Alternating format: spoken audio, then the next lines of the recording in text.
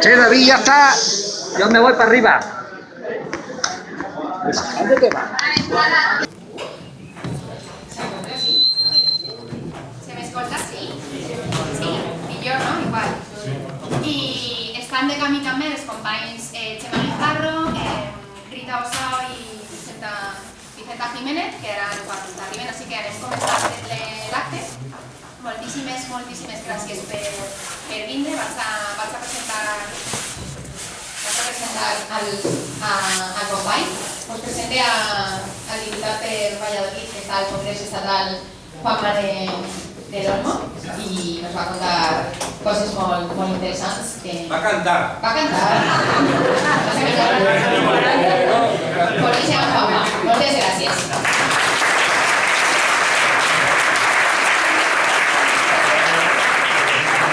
Bueno, buenas tardes a todos y a todas. Yo no sé si alguna vez habéis visto un soriano bailando, pero esta tarde no va a ser la primera vez. ¿Sí? Venga, vale. Vale, bueno, primero eso, saludaros, deciros que estamos encantados de pasar el día hoy aquí junto a vosotros y a vosotras. Venimos de Zaragoza, venimos de Barcelona, venimos de Tarragona, venimos de Valencia. Y estamos haciendo un esfuerzo por intentar hablar con toda la militancia, por intentar acercarnos a todos y a todas vosotros, porque creemos que este Vista Alegre está siendo un momento en el que hay incertidumbre, en el que está siendo un momento delicado, y en el que consideramos que tenemos la obligación de bajar a hablar con vosotras y con vosotros, porque hay cosas que no se están entendiendo y que nos toca y responsabilidad nuestra bajar a daros respuestas y a daros certezas y sobre todo a daros seguridad y tranquilidad que estamos pensando en vosotros y en vosotras y que a pesar de las dificultades y las cosas que se transmiten en los medios de comunicación, tenemos muy claro qué es Podemos, para qué está Podemos y la responsabilidad que tenemos en todo este proceso. Pediros disculpas por la actitud bochornosa que se está viendo en los medios de comunicación. Creo que no tocaba, creo que esto ahora no tocaba. Tocaba hablar de Podemos, tocaba hablar de cómo vamos a saltar el país en los próximos 4 años, tocaba empezar a discutir cómo tiene que ser esta fuerza morada, que tiene que seguir haciendo una fuerza morada en todos los sitios, y no tocaba que nos miráramos al ombligo tanto. ¿Cómo enmarcamos todo este proceso? O sea, nosotros venimos aquí, yo lo he dicho esta mañana, creo que tenemos la responsabilidad de ser sinceros y ser sinceros sin pelos en la lengua con todos vosotros. Todo lo que tiene que ver con Vista Alegre es un proceso que está marcado en lo que ha pasado en los últimos 2 años. Para entender bien todo lo que está pasando en Vista Alegre hay que entender bien los últimos 2 años, y no lo habéis podido ver, porque son discusiones que hemos tenido en privado, en el Consejo Ciudadano Estatal, en la Ejecutiva, en los diferentes ámbitos donde se iban tomando algunas de las decisiones. Pero tenéis el derecho a conocer algunos de los debates que hemos tenido, con los que se explican algunas de las diferencias que hay hoy. Nosotros hemos estado pasando una época vertiginosa de elecciones autonómicas, elecciones municipales, elecciones catalanas, elecciones generales, repetición otra vez más de las elecciones generales, y mientras tanto hemos tenido que sortear un montón de baches en los que en el Consejo Ciudadano, pues bueno, más o menos hemos tenido claro y el rumbo y el timón, pero también hemos tenido nuestras discusiones. Creo que ha que ha habido cosas que han estado siempre ahí y que nosotros hemos estado, pues bueno, siendo conscientes de que no había que sacar públicamente algunas cuestiones y que lo que había que hacer es cambiar tiempo ahí los compañeros que faltan. Vale. Hemos tenido momentos en Podemos donde nos hacen pensar ahora mismo que el plan 2020 que escribe Pablo es un plan que es un documento político que busca sobre todo lo que me estáis reclamando, lo que me estáis pidiendo, que es la unidad. Tenemos que buscar una situación en Vista Alegre que nos permita debatir documentos entre compañeros y no documentos contra compañeros.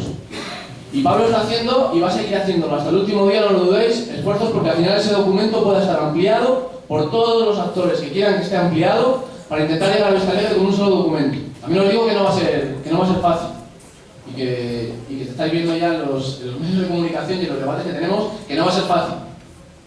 Y vemos cara de preocupación y vemos preocupación en la militancia cuando bajamos a veros.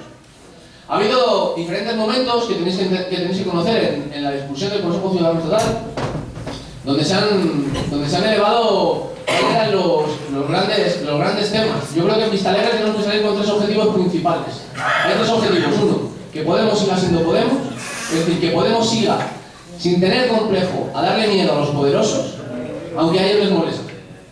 Tenemos que construir una fuerza política que se reivindique en el trabajo de las instituciones, dando certezas a los ciudadanos de que somos capaces de gobernar y que lo hacemos mejor que ellos, pero a la vez que no pierda el tinte popular, el tinte de lo que nos enseñó el 15M, y es que somos una fuerza política que ha irrumpido en la política no para ser un partido tradicional, sino para ser un partido diferente. Y no podemos perder nuestra condición de partido de ruptura, de partido que está cuestionando todo lo que hacen los partidos viejos, y el partido que está siendo el único instrumento útil para que las capas populares golpeadas en este país tengan alguien que los defienda. Y ese tiene que ser el Podemos que salga de Vista Alegre. Por eso los conceptos que estamos situando, el de la centralidad, el de la transversalidad, han ocupado gran parte del debate muchas veces en Podemos. Nosotros hemos discutido mucho en el Consejo Ciudadano sobre la centralidad y la transversalidad, pero desde principios de 2015. Nosotros a principios de 2015 tuvimos un dilema parecido al que hay ahora.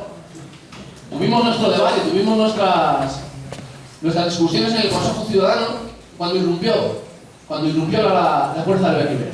Si os acordáis, a principios de 2015, nosotros vivimos un momento de incertidumbre porque de repente estábamos el Partido Popular, el Partido Socialista y Podemos, y aparece Ciudadanos. Lo empiezan a llevar en los medios de comunicación a la altura de las otras tres fuerzas políticas, haciéndonos entender a todos que iba a ser una de las cuatro fuerzas que disputase las elecciones generales. Y además subían en las encuestas y nosotros bajamos, ¿no? El efecto performativo de que las encuestas las hacen para que nos creamos o para que intentemos entender la realidad de la manera que quieren ellos. Y a nosotros, a muchos compañeros en el Consejo Ciudadano, aquello les dio miedo y nos entró cierta incertidumbre y compleja. Los debates en aquel momento versaban sobre si Ciudadanos lo estaba haciendo bien y nosotros lo estábamos haciendo mal. Nos planteamos aquellas contradicciones. Había muchos compañeros que en el Consejo Ciudadano decían: si Ciudadanos está subiendo las encuestas y nosotros estamos bajando, a lo mejor es porque tenemos que parecernos un poco más a Ciudadanos, que no asustan tanto como nosotros. Y aquello pasó. Y hubo momentos en los que teníamos discusiones en el Consejo Ciudadano donde algunos compañeros plantearon cosas como la palabra, ¿no? Que centralidad y transversalidad era como irse al centro o moderarse. Aquello tan mal entendido de la centralidad y la transversalidad. Y os invito a leer un artículo que publicaba Pablo por aquellas fechas, que cerró aquel debate, que se llama La centralidad no es el centro. Está publicado en el diario Público. Podéis buscarlo en internet. Yo creo que ese artículo hoy es interesante leerlo, porque creo que sitúa algunos términos y algunos conceptos del debate que todavía están hoy ahí. Y en aquellos consejos ciudadanos, algunos compañeros, por contar los detalles concretos, decían que teníamos que salir con la bandera rojigualda, con la bandera de España, el ornato público ya, como para dar normalidad. Aquello pasó. Había también otros dos momentos que han construido la base, las dos decisiones fundamentales que han construido Podemos y que en el Consejo Ciudadano tampoco nos hemos puesto de acuerdo. El debate en la investidura con Pedro Sánchez. El debate en la investidura con Pedro Sánchez fue el debate donde discutíamos si abstenernos al acuerdo del PSOE con Ciudadanos o si votábamos en contra. En aquel momento no nos pudimos poner de acuerdo. De hecho, en aquel momento en el Consejo Ciudadano no había diferencias. Hicimos una cosa que creo que no podemos tampoco perder, que es acertar en la decisión. La única forma que tiene un espacio de dirección política en un partido que aspire a representarse por la gente es no tomar las decisiones y preguntarle a la gente. Nosotros no quisimos tomar la decisión en el Consejo Ciudadano. Nadie se va a equivocar por los inscritos, que Pablo convocó una consulta. Y la respuesta fue abrumadora. Y otro momento también muy importante que ha construido una de las bases que tiene que ser también y uno de los objetivos de Vista Alegre es cómo fortalecer el espacio del cambio. Nosotros somos Podemos y vamos a seguir siendo Podemos. Y Podemos va a estar en todos los lugares del territorio. O sea, que tengáis claro que Podemos no va a desaparecer en ningún sitio. Podemos tiene que seguir siendo una fuerza política que aspire a construir un espacio mucho más amplio que la gente que se quiere organizar en Podemos. Claro que sí. Tenemos que invitar a otras fuerzas políticas y tenemos que seguir agrupando a otros actores en el gran espacio del cambio. Y ahí tuvimos toda esta gran decisión. El 20 de diciembre nos fuimos con el espacio de Unidos Podemos a las elecciones. Pero entendíamos que el 26 de junio era otro escenario diferente. Y que no teníamos que hacer la política de forma lineal, sino que teníamos que intentar aspirar a superar aquel resultado, aunque fue muy bueno. Y de repente nos volvimos a plantear un debate que era: ¿vamos con Izquierda Unida y las confluencias o vamos sin Izquierda Unida y las confluencias? Y en aquel momento volvimos a tener una discusión y no nos pusimos de acuerdo. Y volvimos a acertar, y volvimos a consultar a los inscritos, y los inscritos nos dijisteis unidad. Y creo que esa es la esencia, creo que es algo que no podemos perder en Vista Alegre, porque eso nos sigue construyendo como organización. No me quiero extender mucho más porque hemos llegado muy tarde, y quiero que escuchéis sobre todo a los compañeros y que escuchéis a Juan Carlos. Solamente deciros algo que para mí simboliza el documento organizativo de Podemos para Todos. El documento organizativo está sobre todo alimentado por Pablo Echenique y lo que ha escuchado y ha visto Pablo Echenique en toda la gira de Atrás de los Cordones por todo el país. Creo que la Secretaría de Organización está marcando una nueva forma de hacer política en Podemos. Creo que la Secretaría de Organización está demostrando que se puede dirigir una organización cuidando a la militancia y sobre todo escuchando a la militancia. La ruta de Atrás de los Cordones a Echenique le ha servido para escuchar a cientos de compañeros y de compañeras que le trasladaban sus vivencias en los círculos de los consejos ciudadanos municipales. Un secretario de organización que aspira a representar a la organización y que aspira a construir una organización donde se cuidan a los militantes tiene que escucharlos. Y yo creo que Pablo Echenique está consiguiendo crear una cultura organizativa que Podemos empezábamos a necesitar y que hacía mucha falta. Para mí ese concepto no lo vais a encontrar en ningún título ni en ningún listado de grandes diseños de los diferentes órganos. Para mí ese concepto es el compañero y la compañera. Creo que si se tendría que titular de alguna forma en el documento organizativo tenemos que empezar a crear en Podemos compañeros y compañeras. Parece obvio, ¿no? Porque mucha gente cree, pues bueno, si estoy en un mismo partido con más gente, todos somos compañeros y compañeras, ¿no? Automáticamente. Pues no. El compañero y la compañera hay que cultivarlo y hay que crearlo. Porque sobre todo las relaciones entre los militantes son lo que define si somos realmente compañeros y compañeras. Y eso es una cosa que en Podemos parece obvia, pero que tenemos que seguir haciendo pedagogía todos los días, porque en los espacios de base ha habido en muchos momentos muchas dificultades para convivir. Y los habéis sufrido sobre todo en los espacios municipales. Por una decisión que ahora vamos a corregir, porque ahora sí la podemos corregir, y es que la descentralización va a significar que en cada municipio se decida, la gente del municipio, que es la que va a vivir con la decisión, sea la que decida cómo se concurren las elecciones municipales. Lo vais a tener que decidir vosotros y vosotras. Ya se acabó lo de imponer desde arriba en ninguna asamblea ninguna decisión de ese tipo, porque luego los que la sufrís y los que la convivís sois vosotros y vosotras. El concepto de compañera, para mí son dos cosas. Uno, que tenemos que empezar a comprender todos que los compañeros no se eligen, los compañeros se encuentran. Y que la política es una práctica colectiva, no es una práctica individual. Y que además es buena, porque nos está exigiendo todo el rato que busquemos el diálogo. Por muy bien que diseñemos y que escribamos y hagamos infografías de cómo tiene que funcionar un círculo, de que tiene que haber un portavoz, de que tiene que haber uno que lleve las cuentas, que tiene que haber otro que se organice, por muchos diseños mágicos, por muchos diseños que nos vayamos inventando, por muchos diseños que pensemos, cómo tienen que relacionarse los círculos de los consejos ciudadanos, cómo tienen que ser los consejos ciudadanos autonómicos, los insulares, que queremos de luego provinciales. Por muchos diseños que hagamos de ese tipo, no van a funcionar si no generamos lazos de compañerismo entre toda la gente que está manteniendo y levantando Podemos todos los días. Y por eso es fundamental que empecemos a concienciarnos, que empecemos a hablar en los círculos y a buscar las resoluciones políticas, más que las resoluciones jurídicas a los determinados problemas. Yo sé que no ha sido fácil todo este periodo en Podemos, pero creo que tenemos una nueva oportunidad de conseguir una cosa que todavía creo que estamos a tiempo, y que es construir la organización política militante más grande de la historia de este país. Así que, con esfuerzo, creo que lo vamos a conseguir, creo que vamos a salir de Vista Alegre más fuertes que lo que llegamos, y sobre todo porque lo tenemos que hacer por responsabilidad, porque lo que no puedes aguantar más es que Mariano Rajoy siga en el gobierno de este país, porque está generando un gran drama, y esa es nuestra verdadera responsabilidad. Muchas gracias.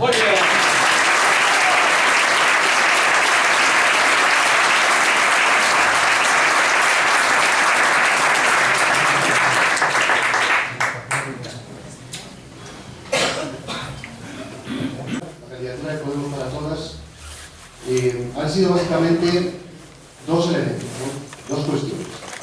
Primero, una cuestión de fondo, que tiene que ver con algo que hemos venido también discutiendo esta mañana y que es una palabra que se ha repetido mucho en los últimos meses, por lo menos dentro de nuestra organización, que es la palabra de la excepción.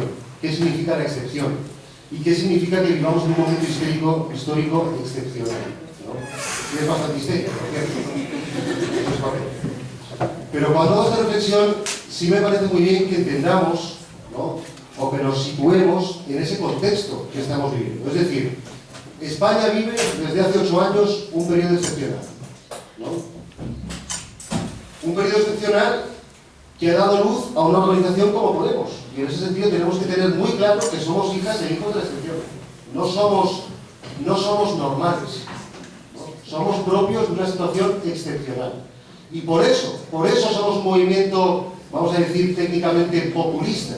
Porque populismo quiere decir eso. El momento populista, ¿no?, tal y como lo definen los politólogos, es precisamente ese momento donde la brecha, el divorcio entre representantes y representados es tal que surge un momento populista. Entonces nosotros somos precisamente hijos de ese momento.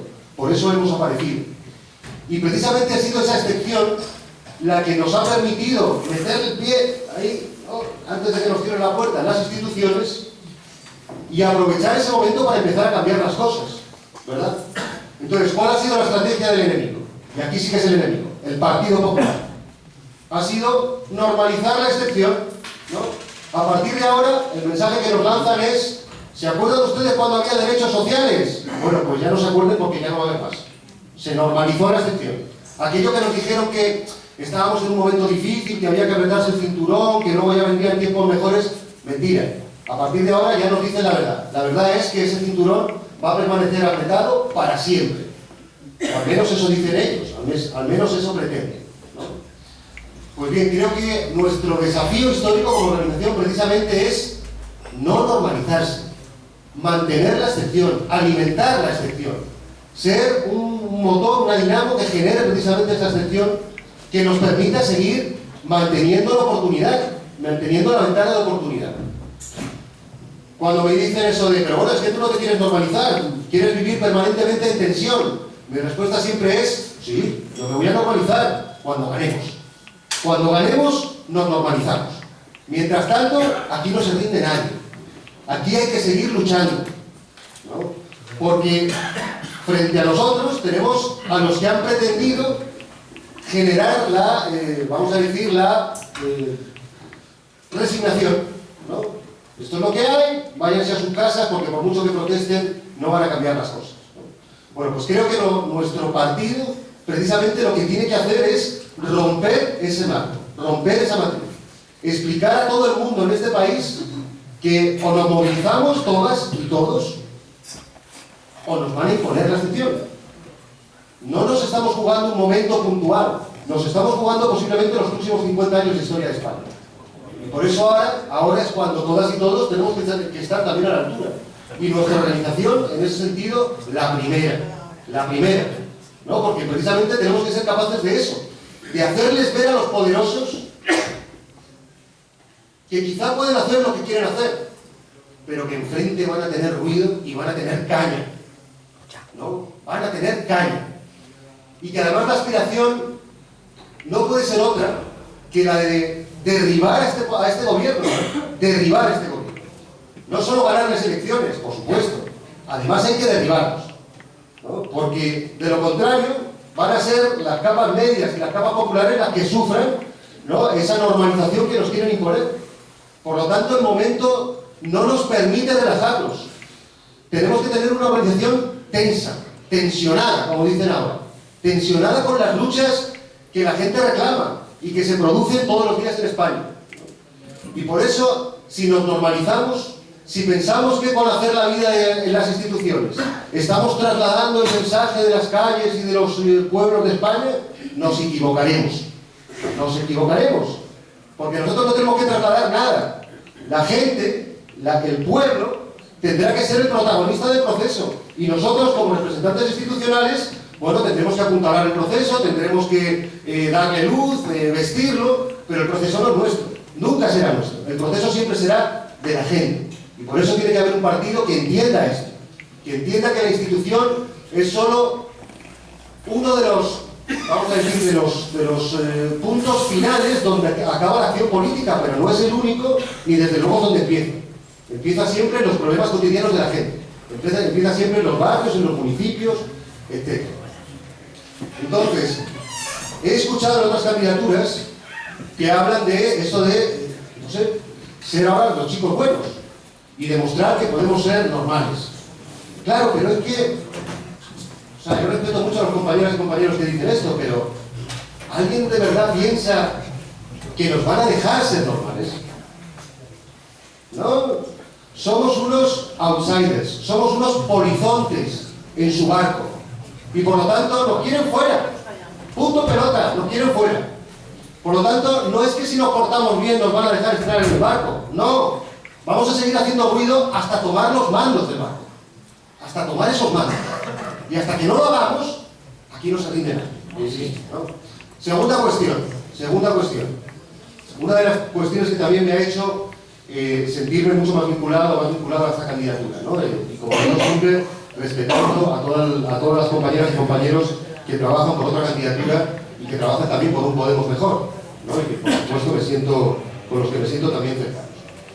A ver, esto tiene que ver con una cuestión organizativa, con una cuestión interna.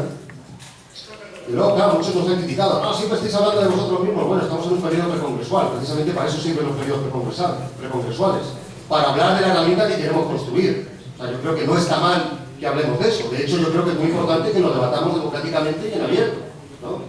Nada sería más propio de la vieja política que no hubiera debate. Nos encerramos en un despacho, metemos la llave, nos repartimos la tarta, pim, pim, pim, pam, y como el PP o como Ciudadanos, como acabamos de ver. Hacer así y se acabó el congreso. No, aquí hacemos congresos de verdad. Y aquí venimos a discutir. Y discutimos de verdad, ¿no? Y cuando se nos alza la voz es porque realmente lo sentimos, no es una estrategia de marketing, es porque realmente no nos toca la fibra. Bueno, pues bien, digo esto porque al final yo hay algo que no he logrado entender, y es que si otras candidaturas presentan proyectos alternativos, que por supuesto son absolutamente legítimos, absolutamente, por eso tenemos un proceso como el que estamos teniendo, lo que no me puede caber en la cabeza es que no presenten un candidato a la Secretaría General. A mí eso no me cabe en la cabeza. Usted tiene un proyecto distinto, fabuloso, pues presente una cabeza distinta para dirigirlo. No hay que tener miedo a dar ese tipo de pasos. Ahora, no me parece del todo elegante, vamos a decir, que uno presente documentos alternativos, una lista alternativa al Consejo Ciudadano Estatal, que es el máximo órgano de las asambleas, y que luego no presente un secretario general. Oiga, pero entonces, ¿cómo va a ser esto? O sea, ¿no? Cuando dice Pablo aquello de si no gana mi lista me voy, que eso muchos han interpretado como ¡ah, esto es un chantaje! Pero bueno, vamos a ver, ¿no? O sea, yo os pido a todos y a todos que tengamos un poquito de empatía, ¿no? Es decir, que miremos en los ojos de aquel, ¿no?, que tiene que lanzar esta propuesta. ¿Realmente alguna de vosotras o de vosotros asumiría un proyecto que no es el suyo? Pues yo creo que no. O sea, aquí por supuesto hay opiniones para todo y yo respeto mucho la opinión aquí del compañero. Pero a mí no me parece. O sea, si esto fuera una organización, vamos a decir, una empresa, pues sí, porque el jefe, ¿no? Tú puedes tener en la cabeza de una determinada empresa un fulano, y entonces pues a ese fulano se le mandan una serie de instrucciones desde no sé dónde, y como tiene un sueldo fijo para obedecer ese tipo de cuestiones, pues ya está, se pone en marcha. Pero esto es una organización política. Esto es una organización política, y una organización política que se lo cree. Por lo tanto, cuando el compañero Pablo Iglesias vincula su nombre y su propia candidatura a la Secretaría General a los documentos, lo único que está haciendo es un ejercicio de coherencia. No está diciendo a la gente, pues si no me voy. No, está diciendo, si ustedes me quieren, votenme, y si no me quieren, me voy. Sin mayor dramatismo, no pasa nada. No pasa nada. Entonces, al ver estas jugadas, yo a mí sí realmente que me ha, como os decía, ¿no? me ha desorientado bastante el hecho de que no se presenten candidatos alternativos. O sea, realmente alguien piensa en una situación completamente extraña, bizarra, a la que podríamos llegar, donde tienes un secretario general en minoría en el Consejo Ciudadano.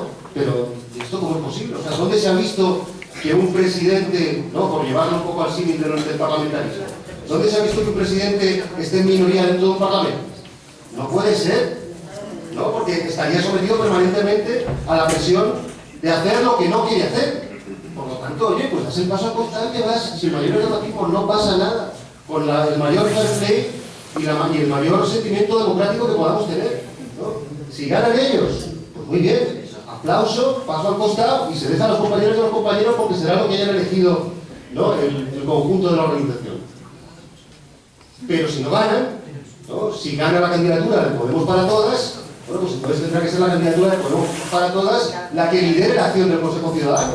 Y que lidere, y en ese sentido, para eso tendrá que haber un secretario general que tire de ese carro, ¿no? ¿Quiere esto decir que vamos a reproducir los mecanismos más, vamos a decir, menos colegiados, ¿no? Más unipersonales? Bueno, pues no lo sé, pero desde luego yo sí que quiero un secretario general que tenga poder para hacer determinadas cosas. Por ejemplo, que tenga poder de consultar a las bases. A mí esto me parece clave, básico. O sea, el mecanismo este de consultar a las bases tiene que ser un mecanismo no extraordinario, tiene que ser un mecanismo ordinario. O sea, las cuestiones importantes en este partido, como ya se ha hecho y como desde luego tiene que volver a ocurrir en un futuro, tienen que ser consultadas a las bases. Y el secretario general tiene que tener su margen de maniobra para poder consultar, ¿no? cuando las circunstancias así lo señalan.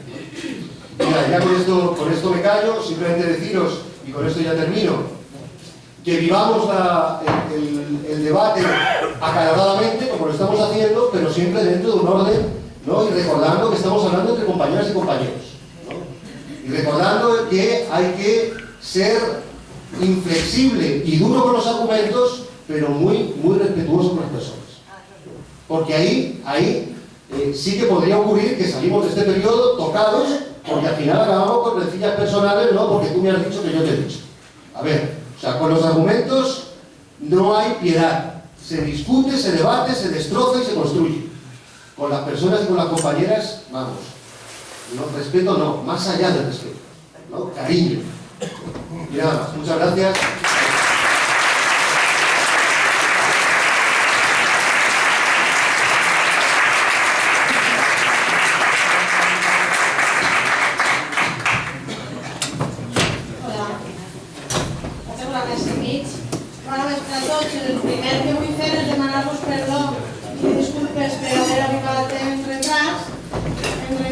Però venim de València i bé, doncs coses que passen, no? I ara crec que sentint el que diuen els nostres companys tenim una idea, un mapa prou ben dibuixat de per què estem així i el que estem així representant en aquest projecte, veritat? Jo tinc un dibuix, m'he sentit les intervencions dels dos companys que han parlat abans, prou important i què ha aportat, no? Que com sentim que la meva veu ara pot aportar alguna cosa. Pues explicant-vos una miqueta i apuntalant en el punt que va deixar Xema, jo diria que ara, en aquest moment històric que estem vivint, el que necessitem és el Podem més útil. El que necessitem és trobar la manera de que Podem siga i troba profit i troba la utilitat per a la que va néixer. I això, per fer aquest dinar fan falta ingredients, no? Jo crec que els ingredients estan en aquest projecte. El Podem més útil està en el projecte de Podem per a tots i per a totes. I aquest Podem ha de ser un Podem que diga la veritat, per damunt de tot. Un Podem sincer, un Podem valent, un Podem que estiga conscient de que la seva funció, el seu paper històric, va més enllà de ser un partit polític. Un Podem que no es conforme en ser un partit polític, uns càrrecs públics que no actuem com els càrrecs públics normals i corrents. Això crec que ja estem començant a experimentar-ho i a demostrar que es pot fer, que és possible. Que això de xafar alfombra uns dies a la setmana és molt perillós, perquè quan estàs en la institució el desconnectes molt fàcilment de la vida quotidiana, de la realitat de la gent, de les necessitats, del verdader motiu per què estàs ahí. I aquest perill n'hi ha una manera de conjurar-lo i és tocant terra periòdicament, ajuntant-te en els teus col·lectius que has treballat des de sempre, en la teva gent del teu cercle, en el teu barri, sentint que aquest sentiment fraternal és el que construeix poble i és el que construeix la unitat necessària per al canvi, per a que el canvi siga possible. Perquè els canvis, per molt que ens hagin pogut fer creure, no és durar un partit. El canvi no el fa un partit. El canvi el fa el poble, el canvi el fa la societat, que espenta i canvia el sentit comú, el necessari, com per generar aquest contrapoder que fa que la maquinària de les institucions, que és molt pesada i molt antiga i està plena de taranyines, per a que aquesta maquinària es manege, fa falta que s'espente i des de baix, perquè si no, no és possible. Si no, són canvis maquillatge, canvis superficials. Per tant, jo penso que aquest Podem valent, aquest Podem útil, aquest Podem gran i poderós és el que representa aquest projecte i en el que anem a guanyar a Rajoy, anem a guanyar i anem a governar el país. Això està renyit en fer un treball impecable en les institucions, treballar en el carrer? Jo crec que no. I crec que anem a demostrar-ho.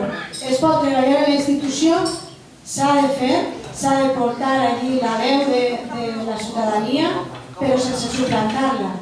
La participació ha d'estar per damunt de la representació. Els partits tradicionals, i això s'ha acusat sempre a l'esquerra, han moltes voltes suplantat els moviments socials, els han instrumentalitzat, sempre s'han cridat d'això. No devem d'ensenyar-se, de no caure en els mateixos errors que han fet des de davant i nosaltres acompanyar aquests processos de canvi en la societat, però no intentar suplantar-los mai ni llevar-los aquest protagonisme i aquest mèrit que s'ha fet aquest treball des de l'àmbit social. I si entenem això, doncs entenem molt fàcilment el que estem dient de que Podem, en els cercles, tinga la veu de les decisions més importants, de que siga tan important i tan necessari que es convoquen consultes a les bases i als inscrits per a prendre les decisions importants, perquè fins ara ens ha anat molt bé. Ens ha funcionat molt bé aquesta tècnica, perquè aquest sentit comú que impregnen o que aporten les bases ha sigut el que ha dirigit fins ara el projecte i el balanç és prou positiu. Bé, jo no vull allargar-me molt i per això simplement dir-vos que estic orgullosíssima i contentíssima de formar part d'aquest equip, d'aportar el que puga en esta campanya i que espere que mireu bé els documents, que penseu bé el que esteu triant, perquè efectivament sí que hi ha diferències entre un model i un altre model i ens juguem el futur de la nostra organització i sobretot el futur del nostre país i de les victòries futures que estan esperant la gent que les tinguem, que les protagonitzem. No Podem, sinó la societat, i Podem dins de la societat, capil·laritzant i articulant tota aquesta força. Moltes gràcies.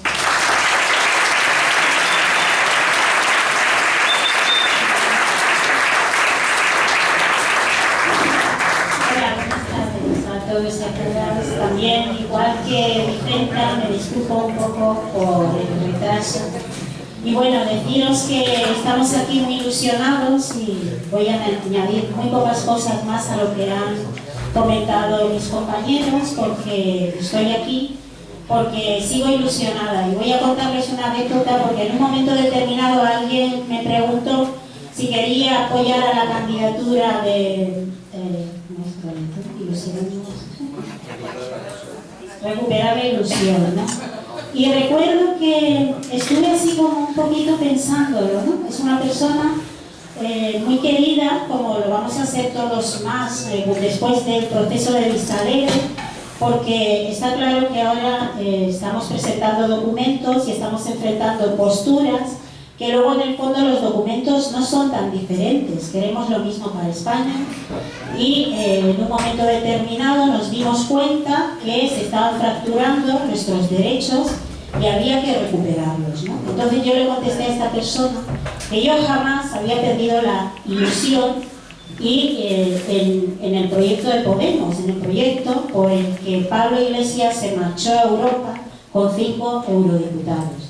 Y entonces lo que había que hacer, porque desde luego eso está ocurriendo en este momento, tenemos que hacer un poco de autocrítica, porque sí que hemos entrado nunca antes una fuerza de la dimensión, ¿no?, con la que empezamos en las instituciones después del 15M, había irrumpido, ¿no?, con esta forma en las instituciones. Y estamos representando a los ciudadanos y ciudadanas en muchísimos ayuntamientos, espacios como el Parlamento, personas que jamás pensábamos que podríamos tener una voz en un momento determinado, lo tenemos en Podemos. Por lo que yo no he perdido la ilusión en ese Podemos en el que todos y todas confiamos desde hace mucho tiempo, ¿no?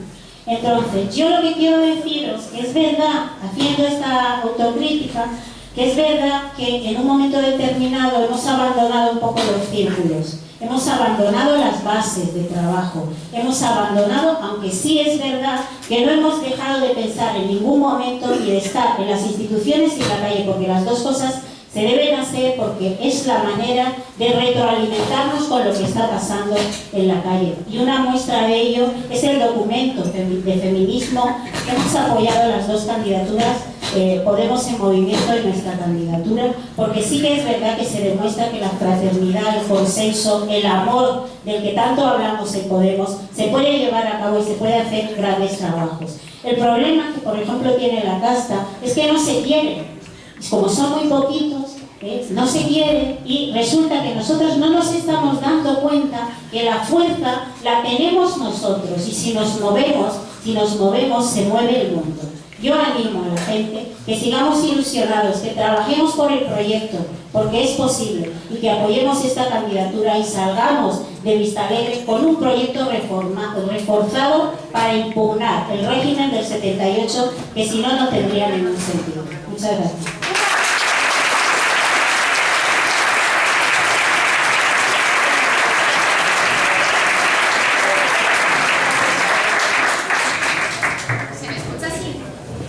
Sí. Vale, pues si no os importa, quiero hacerlo así.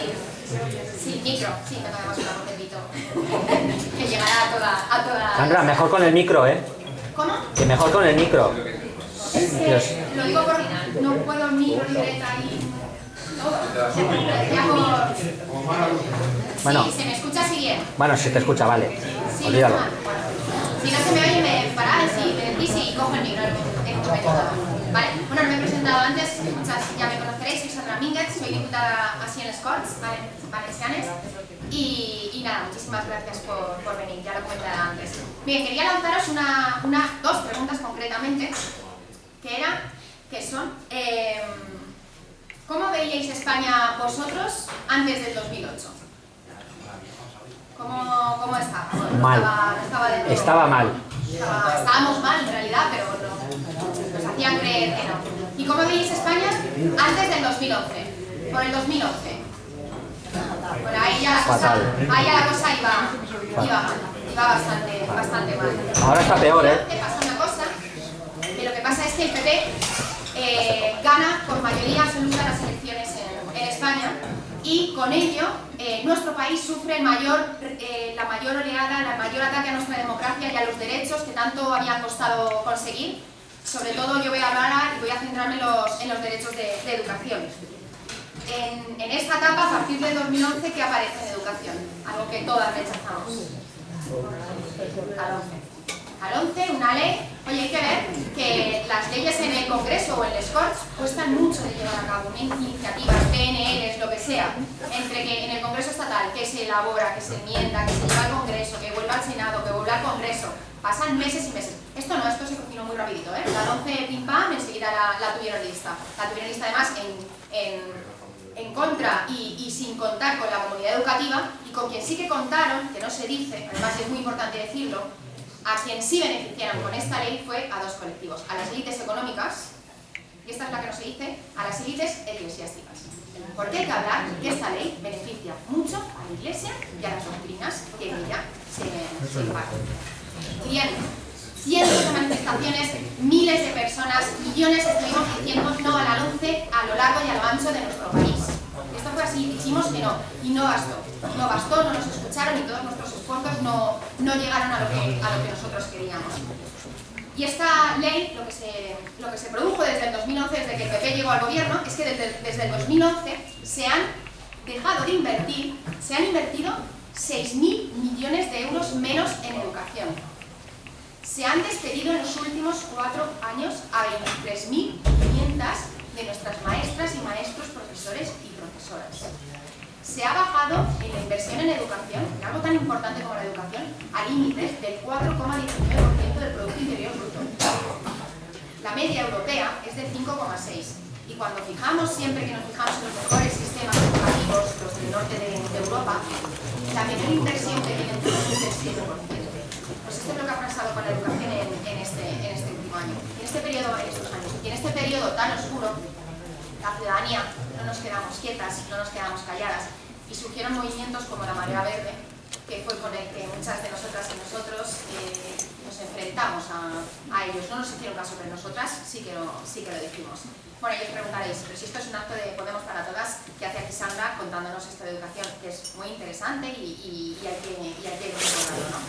Pues yo quería relacionar la educación por la que estoy luchando y la educación por la que estamos luchando todas nosotras, para nuestras niñas y para nuestros niños, con lo que tenemos que dar ejemplo y tenemos que aplicar también en nuestra organización para adentro.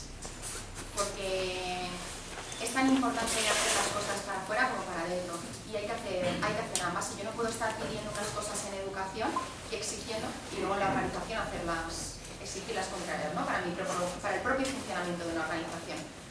Y yo para educación, ¿qué quiero y qué queremos para educación? Pues queremos una financiación justa.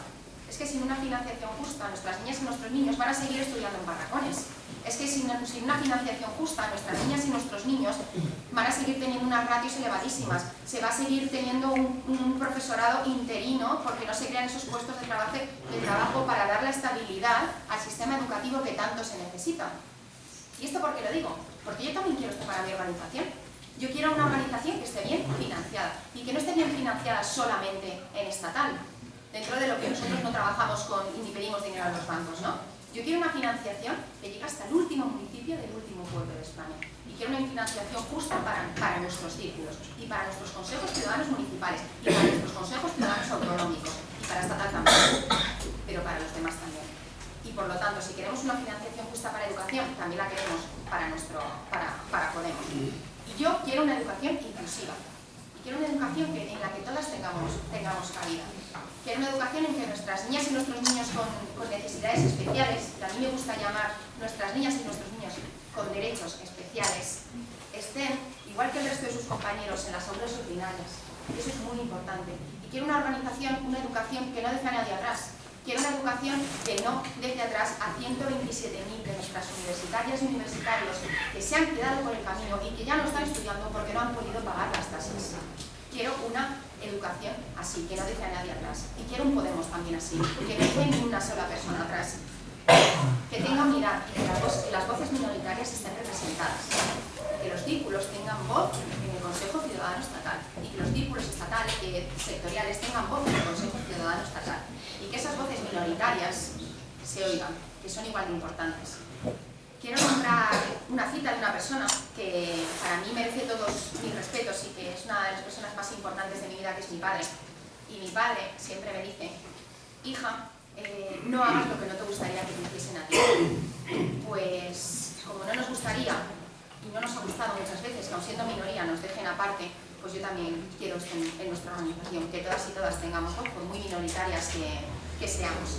Y por eso pues yo apoyo y formo parte de Podemos para Todas, y por eso yo apoyo a Pablo, y por eso yo quiero que Pablo siga siendo nuestro secretario general. Porque Podemos para Todas, y es algo que me gusta mucho, igual que en el sistema educativo, para la nueva ley de educación que se deberá hacer, pero que no se va a hacer de verdad, porque va a ser una ley de despacho que ya está hecha y cocinada prácticamente por Ciudadanos, PP y PSOE. Yo quiero un Podemos auténtico, y quiero un Podemos auténtico porque en el sistema educativo tú tienes que evaluarlo para ver qué errores se han cometido y cómo elaborar un sistema nuevo, ver dónde se ha fallado, ¿no?, y poner remedios. Y en el documento de Podemos para Todas se ha elaborado parte así. ¿En qué hemos fallado? ¿Qué errores hemos cometido? ¿Y qué podemos hacer para solucionar estos errores y no volverlos a cometer? Y como decía Vicenta, la compañera, nosotras somos personas normales haciendo política, siempre lo decimos. Y las personas normales, pues haciendo política, no son políticos profesionales. Y las personas normales nos reímos, lloramos, nos enfadamos, nos sale de las vísceras muchas veces discutir en la tribuna con los contrincantes políticos.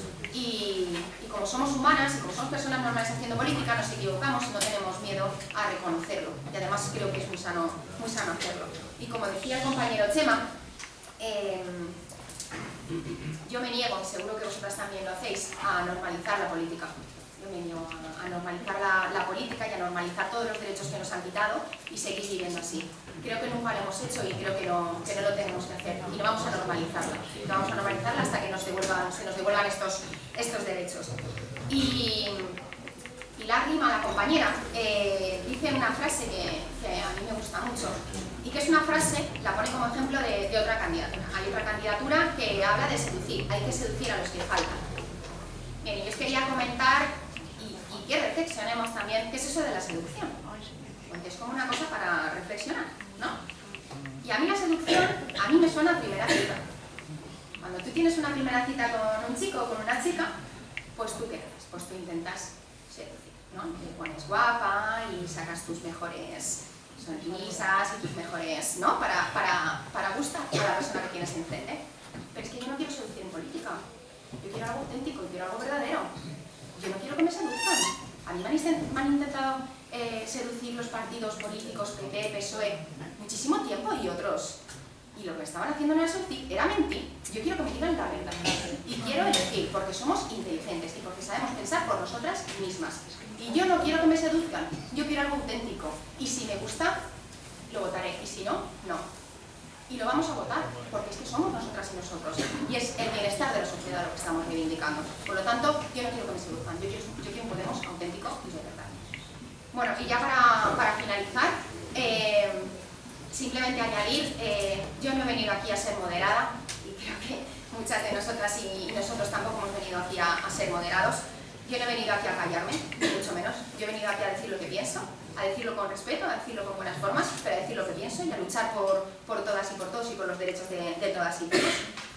No me he callado nunca y no lo voy a hacer ahora y no lo voy a seguir haciendo. Creo que es muy importante que digamos siempre lo que pensamos, porque eso enriquece nuestra organización y enriquece nuestros derechos y enriquece en general a toda la sociedad.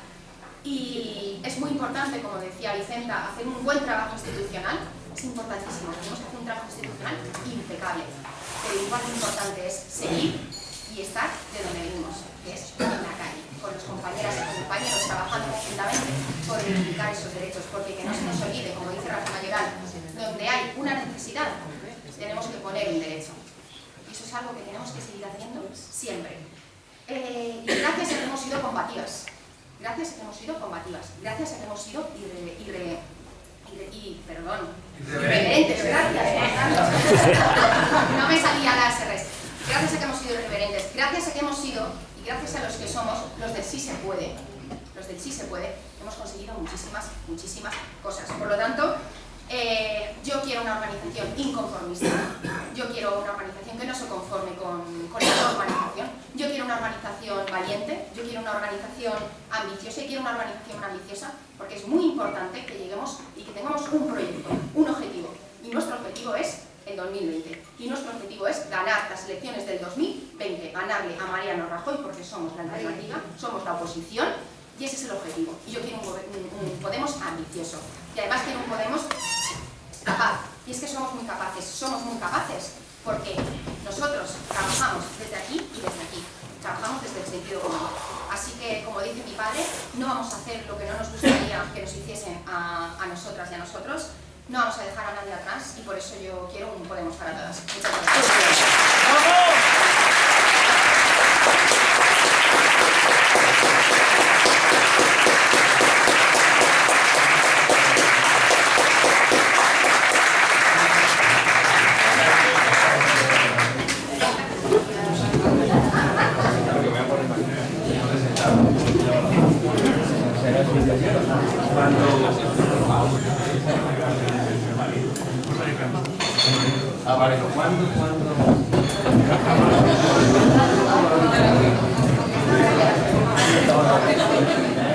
Cuando estábamos recorriendo España para crear Podemos, utilizaba mucho la palabra irreverente. Y siempre contaba una de las historias más importantes de la Biblia, la de Abraham. Es que Abraham es el que hace el pacto con Dios y siempre es el gran obediente, ¿no? Es el que hace que sea el pueblo elegido porque es tan obediente que dice, bueno, pues si están obedientes es su hijo. Y un cura guerrillero colombiano, en el 19, me contó, no sabéis en Europa, no tenéis ni idea de la verdadera historia de Abraham, yo te la voy a contar. Y cuenta, y pues, noche cerrada en casa de Abraham, cerca de Galilea, y una voz profunda de ultratumba se oye que dice, Abraham, coge a tu hijo Isaac, llévalo al bosque y allí lo sacrificarás en señal de amor a Dios Todopoderoso. Sara se pone a llorar y Abraham dice, levanta al niño, pero Abraham es tu hijo, levanta al niño. ¡Ay! Lo ha mandado Dios. La pobre Sara va a la habitación del niño, abre la puerta y dice, Isaac, hijo, despierta. El niño se frota los ojos, ¿qué pasa, madre? Despierta, hijo, vístete y ve con padre al bosque, a un sacrificio. El niño se despereza, se pone la camisita y va hacia el bosque y allí en el camino el niño era listo y dice, padre, ¿y la ves ya para el sacrificio? Ya no hablamos de eso. Y llegan a un claro y Abraham coge al niño, lo pone encima de unas maderas, le abre la camisita, saca el puñal y cuando está a punto de descargarlo en el pecho se oye una voz profunda de ultratumba que dice, Abraham, detente, te has demostrado tu amor por Dios Todopoderoso, regresa a tu casa y sé feliz con los tuyos. Y Abraham, siempre tan obediente, guarda el puñal y se enrumba hacia la casa. Y Isaac se incorpora y dice, si no llego a aprender para mentirlo con este loco, me asesina.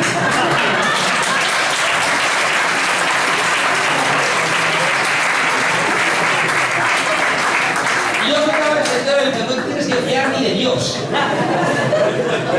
Bueno, muchas gracias por venir. Estoy muy contento de estar aquí en Elche, como diría Trillo, estoy muy contento de estar aquí en Almería.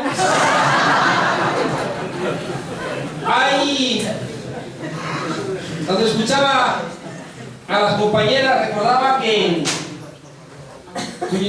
con ese en el PP, el León, ¿no? Que le pegó un tiro una a otra. Imaginaos, claro, yo regaño de vez en cuando a Rejón, pero coño, ellos se pegaron un tiro, no recordáis, en un puente. La mató, ¿no? Era mía. Imaginaos que Podemos hubiéramos pegado un tiro a alguien, ¿no? Bueno, imaginaos que hubiéramos aparecido alguno de nosotros dándole crema en la espalda en un yate a un narcotraficante. Ayer ganó Rivera, sin gestos, ganó Rivera las elecciones en su partido, votaron 6.000 personas, 6.000. 6.000. O sea, un tercio y dices, pero qué poquita cosa, ¿no? Qué poquita cosa. En el PSOE recordad que cuando ganó Pedro Sánchez le cambiaron las cerraduras a otros, ¿no? Y Pedro Sánchez al final lo defenestraron, ¿no? Mirad, en todos los partidos políticos cuecen habas, ¿no? Hay una parte, es verdad, de los partidos políticos que cuando nosotros pensamos en Podemos sabíamos que teníamos que pagar un cierto precio de la forma partido político. Yo todos los años le cuento a mis alumnos una anécdota clásica de un joven diputado conservador que llega al Parlamento recién elegido y Winston Churchill le hace las galas de presentarle la Cámara y le dice, mira, ahí se sienta el presidente de la Cámara, aquí está el speaker, allí se sientan los laboristas, aquí nos sentamos nosotros, ahí están las oficinas, le enseña todo aquello, le cuenta la dinámica parlamentaria. Y cuando termina el jovencito, para demostrar que era un chico eficaz y que había entendido bien la lección, le dice, bien, don Winston, entonces, aquí está el speaker, ahí el vicepresidente, allí se sientan los enemigos, aquí nos sentamos nosotros. Y dice, no, jovencito, no se equivoque, allí se sientan los adversarios, los enemigos se sientan aquí, ¿no? Los enemigos en la política a menudo los tenemos en casa, porque también es verdad que es con quien estás trabajando. Y al final, sobre todo, fijaos, en procesos como los actuales, en primarias, donde todos venimos del mismo aire de familia, si hay un proceso interno donde unos tienen que confrontarse contra otros, tienes que extremar las diferencias. Y a veces las diferencias tienes que presentarlas como más grandes de lo que son para justificar por qué hay esas diferencias. Nos falta cultura política, democrática. Fijaos que en Estados Unidos anda que la que le hizo la Hillary Clinton a Bernie Sanders, ¿no? Que utilizaron el aparato del Partido Demócrata para traicionarle, es decir, para quebrarle incluso democráticamente el número de votos que había recibido. Pero cuando terminaron las primarias, ¿qué hizo Bernie Sanders? Ponerse a la orden del partido. Porque están haciendo política. Porque son conscientes de que los partidos son un mal menor. Yo creo que los partidos políticos son instituciones envejecidas del siglo XX, que tenemos que reinventarlos, pero a día de hoy no hay alternativa. Y por tanto necesitamos a los partidos. Lo que pasa es que tenemos que de alguna manera hacerlos un poquito más laicos. Entender que, siempre también le cuento a los alumnos que La última cena de Leonardo da Vinci es un cuadro pintado en un momento donde Dios existe, donde el pueblo es muy religioso y donde a esa única verdad que representa a Dios le corresponde un único poder, que es el de un monarca absoluto o un rey feudal. Si Juan Gris o Picasso pintase la última cena, aquello estaría fragmentado.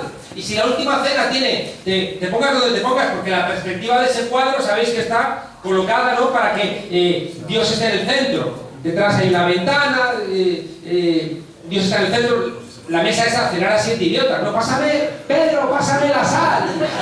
No, tirarla para el otro lado, exacto. Si es la última, coño, pues que veáis las caras, ¿no? El caso es que la perspectiva hay una ventana detrás. Un año lo estaba contando y un alumno me dijo: profesor, si es la última cena, ¿por qué hay luz detrás en la ventana? Y yo dije: es que antes cenaba más temprano. Porque un profesor tiene que tener siempre respuestas para los alumnos para que no se hundan en la incertidumbre. Bueno, decía que, fijaos, los partidos políticos se corresponden más a esta etapa, ¿no?, de Picasso, donde si la última cena tiene una única interpretación, la mire quien la mire, la última cena pintada por Picasso tiene tantas interpretaciones como gente esté mirando el cuadro. Y por tanto, fijaos, esa lógica que la propia palabra militante, que viene de lo militar, ¿no?, dices: uy, se me hace a veces un poco fuerte, ¿no? Tenemos que intentar hacer un poquito más laico, ¿no?, el trabajo político. Tenemos que tener, por supuesto, la coherencia de saber que estamos trabajando juntos para un objetivo y que lo que no podemos mover solos, juntos lo movemos.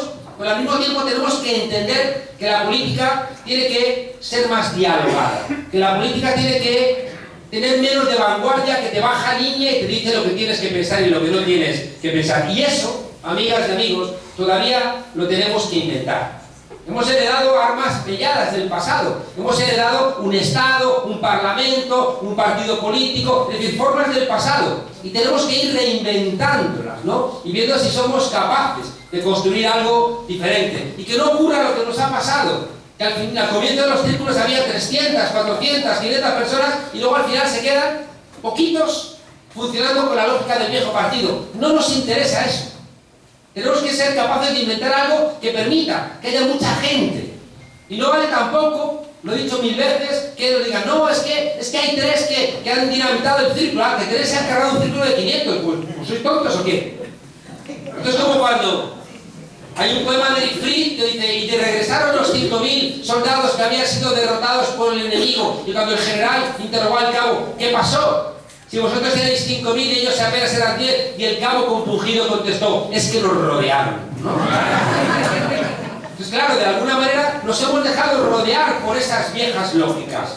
Es muy fácil equivocarnos porque no tenemos modelos, no tenemos patrón, no tenemos forma a la cual imitar. Pero también por eso está nuestra capacidad de tener magia, y también está fijado por eso Vistalegre 2 como uno de los elementos centrales, que es conseguir diseñar un tipo de partido donde toda esa gente que se fue regrese, porque son los más sensibles, son los que no aguantaron los insultos, los que no aguantaron la dureza, los que no aguantaron a estos que llegaron al partido a decir: yo no estoy en política para hacer amigos. Pues de mi parte te vas un poquito a la mierda, porque queremos hacer amigos.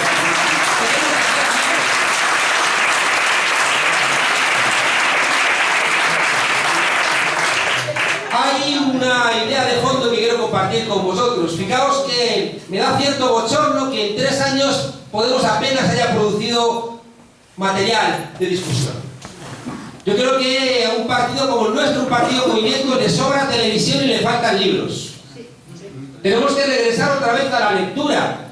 O sea, recordar los grandes líderes, ¿no?, de los partidos de cambio. Pienso en Antonio Gramsci, un tipo que lo encarcelaron para que no pensara, y en la cárcel escribió los cuadernos de la cárcel, ¿no?, que renovó buena parte del pensamiento, ¿no? Esos heterodoxos que eran gente que eran capaces, fijaos, en tiempos donde era mucho más difícil pensar de manera diferente, fueron heterodoxos. Y hoy resulta que nosotros no salimos, ¿no?, ya digo, de esa disciplina que nos marca lo políticamente correcto. El otro día discutía en televisión, ¿no?, porque de repente con esto de los tweets y demás, al final nos van a encarcelar a todos. Es que Valle Inclán estaría en la cárcel si escribiera Luces de Bohemia. Claro, no, a Valle Inclán le aplican la ley Mordaza y le meten en la cárcel porque se mete con Maura. Se mete, claro, con los dirigentes. Y por tanto dirían: no, me ha faltado usted honor a la cárcel. Oigan, que soy Valle Inclán. Que la posteridad, no, te jodes, ¿no? Claro, a la cárcel. Bueno, mirad, hay un elemento que yo creo que es muy relevante. Y es que tenemos que volver a interpretar las grandes corrientes. Nosotros cuando pusimos en marcha hace 3 años Podemos, es verdad que veníamos de análisis previos. Y por tanto no nos resultó tan complicado. O sea, nos tentamos la ropa antes de dar el paso porque teníamos la intuición de que iba a pasar algo. Pero el análisis lo teníamos hecho, llevábamos 10 años, yo soy el viejito de Podemos. Llevábamos mucho tiempo haciendo el análisis. Y fijaos, ese análisis yo creo que tenemos que compartirlo. Porque si una vez tengo la sensación de que solamente compartís con nosotros la televisión, Pablo hablando de un tronco, esas cosas tan interesantes que hacemos para vosotras y vosotros, ¿no? Hay una idea de fondo, fijaos, que está en el corazón del nacimiento de Podemos. Y es una lectura de lo que han sido los últimos 100 años de nuestras sociedades occidentales. Sabéis que el sistema capitalista funciona con ciclos. De repente hay un nuevo desarrollo productivo, sea el vapor, el coche, los químicos. Hay un proceso de crecimiento, cuando todo el mundo comparte ya ese descubrimiento, ya no hay beneficio en las empresas y empieza la decadencia. Hasta que la presión de los sectores populares presiona a las empresas para que desarrollen un nuevo proceso productivo y otra vez empiece. La última curva de este proceso cíclico ha sido la peor. ¿Sabéis por qué? Porque en la última bajada, ¿no?, de la economía, resulta que los sindicatos ya estaban muy débiles. Y ha sido la primera vez en la historia donde las empresas han podido recuperar su ganancia, no inventando un nuevo proceso productivo para contratar a gente, porque no había la presión popular para que lo hicieran, sino que lo han hecho despidiendo a gente a través del desarrollo tecnológico.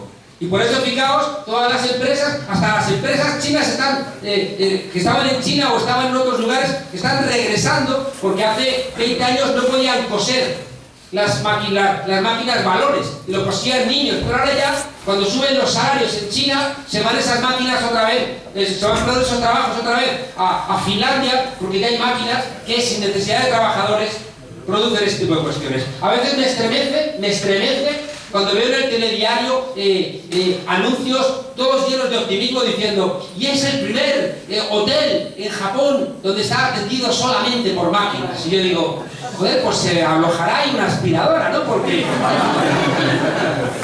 ¿quién va a pagar eso si no hay trabajo? ¿No? Si no hay empleo, ¿quién demonios va a poder pagar eso? Bien, fijaos que es importante entender que en esta última ola del sistema capitalista los sindicatos eran muy débiles, no han presionado y los empresarios han podido sin ningún tipo de problema sustituir a trabajadores y trabajadoras por máquinas. Y eso explica una parte importante de lo que nos está ocurriendo. ¿Qué quiero compartir con vosotros? Que es una lectura que hicimos cuando nació Podemos.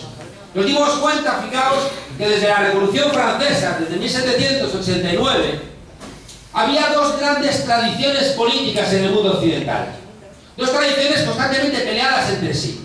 La tradición liberal, que era la burguesía, que peleaba contra los monarcas absolutos, contra los aristócratas, intentando encontrar su espacio porque eran la gente del dinero frente a los aristócratas que vivían del cuento, ¿no? No existían todavía ni los trabajadores, ni las mujeres, era una discusión de los burgueses con los aristócratas, lo demás no existía. Y frente a esa tradición liberal estaba la tradición democrática. La tradición democrática era la de las mayorías que reclamaban su espacio.